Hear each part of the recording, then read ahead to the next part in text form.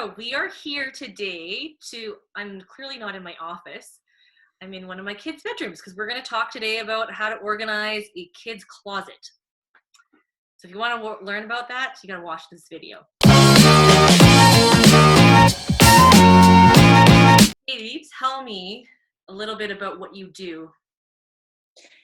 Yeah, so I help to declutter and organize people's spaces, and so each space kind of follows the same sort of basic organizing principles. But then, of course, depending on the space, there's a lot of nuance and fun that comes with that specific. Well, and I figured because a lot of us are home right now, that's something maybe we could tackle with our kids or on our own. Now, I picked this child's bedroom because, well, it's one of the cleaner ones.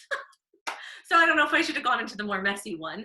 But we moved in the fall, and we put in these IKEA organizers so that's his closet. So there would actually be a door, but that was not on the priority list. So now you get to see the full-on ensemble. Perfect. And the bottom parts have his clothes and all that stuff. So anyways, what we're going to do today, because we're not going to do all of Katie's services, because if you want Katie's services, she can still help you virtually, or you can just ask her questions. She said she's happy to answer questions. But what is your first tip? Like if you're going to start, because a lot of people don't know how to get started. When you look at the closet and you go, where do I start? What do I do?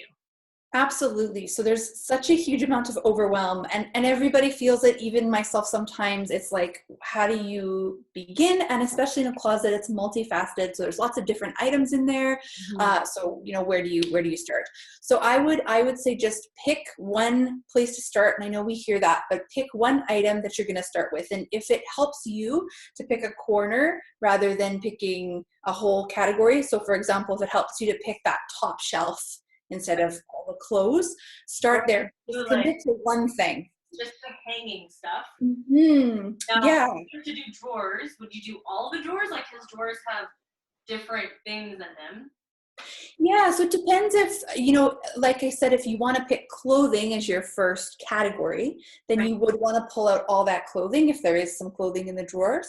But again, if it overwhelms you and you just think, this is so much and pulling everything out of the drawers is going to stress me out, then yeah, you can absolutely just pick a section of that closet.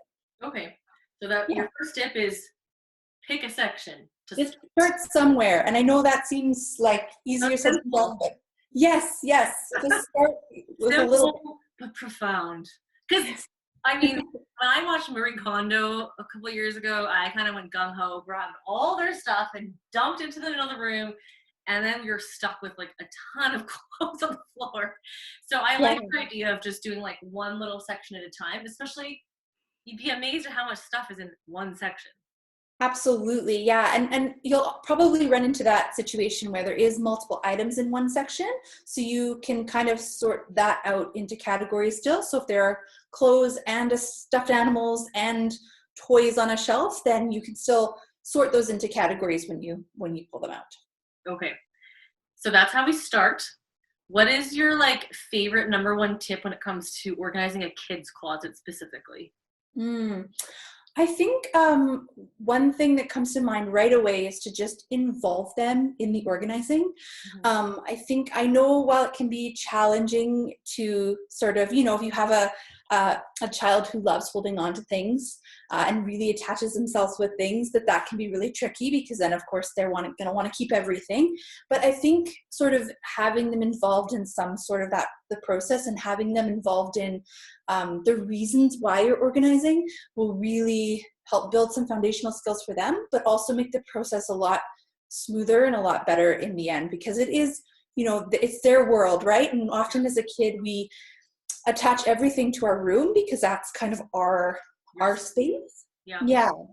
I realize as I'm standing down here, because our kids are older, we don't check their inventory all that often. So when they were younger, right? Like, okay, your baby's 6 months old, he's outgrown the clothes, you pack them up, you put them into a container. But as they get older and they start to grow out of clothes, you notice they grow out of clothes. You get them new clothes, but then you don't necessarily go back and grab stuff. Because I'm realizing now Seth can fit a lot of small things for a long period of time, but there's still some things he's outgrown. that's maybe one simple thing as well, to kind of just go through all the clothes of like, what have they outgrown? Because when we first did the, do you find joy? I realized to myself after, you know what? These are our children, and we can't just, because the clothes don't find them joy, then throw them all out, and now we have to start from scratch, because it's just not even feasible financially. Yes, there is a balance with the concept. I love Marie Kondo, and I love her concept, but yes, there is absolutely a balance between finding joy in your items and then having you one day realize all your furniture, you don't like it anymore, and then you get rid of all of it, and you're sitting on the floor. Yeah. I'm thinking about my kids' perspective, like they don't even understand. And then what are we as parents teaching our kids? Like, if you don't find joy in it, chuck it. It's like not exactly what we want to be, you know, encouraging learning and stuff. So yeah. Is there any final tips for people? I mean, I think a lot of people can start with that already if they just kind of work through each section, look through clothes that are like outgrown. Do you have any special folding techniques for kids' clothes versus adult clothes? Like this child actually stuck with Marie Kondo. Like I'll show you. Oh, good for him. That's awesome. This That's is so awesome. the. You can see it. No, good for him. He's rolling it. Yeah. Yep. Yeah, that's awesome. This is the only kid I think that still keeps doing it consistently. So that's the hard part, right? Is we as parents might figure that out for the kids, but then they have to actually maintain it, because it's not like you're going to sit there doing their like folding and putting away their clothes all the time. Absolutely. Yeah. I think you need to find a way that it's, again, empowering your child to do it themselves. So it's like whatever way they're going to feel comfortable folding things and putting things away, so that they can learn and build that skill of, yeah, I have to fold my clothes and I have to hang my clothes sometimes, and they can't live on the floor if you're working towards wanting to build that skill. And I think that's sort of my final tip too, where it's just that maintenance portion. It's like, that's the big thing. How does it stick, right? Because we go through everything, but how do we sort of allow this closet to continue to be kept tidy? And obviously things will change, and you'll have to go through it again, and we're not perfect, and that's not a failure of the system for sure. But yeah, how do you hold them accountable? Cool. So if you're wanting any information from Katie, I'm going to put information in the comments and in the description down below so you can reach Katie. And thank you so much for your time. You got to tune in for other videos that we're going to talk about other places in the house.